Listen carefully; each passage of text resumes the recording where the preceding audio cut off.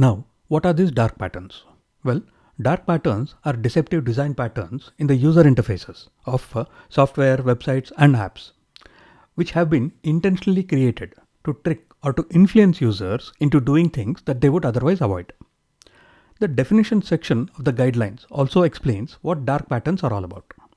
And as I mentioned earlier, since it says that dark patterns will amount to misleading advertisements or unfair trade practices or violation of consumer rights, it also supports what I mentioned earlier, that contravention of these guidelines will be dealt with under the Consumer Protection Act, just like misleading advertisements or unfair trade practices.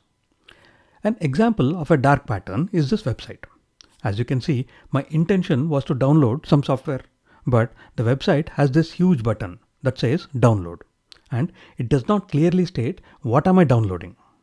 The actual download button for the software that I want is the small blue one. But this big fluorescent green button just says click and install, and if I do that, I will install some other questionable software that I don't want. In fact, this green button is part of an advertisement, and that fact is mentioned using the almost invisible small font, that too in a color that almost fades into the background. So this advertisement is using a dark pattern to trick me into downloading and installing a software that I don't actually want. The draft copy of the CCPA guidelines has 10 dark patterns.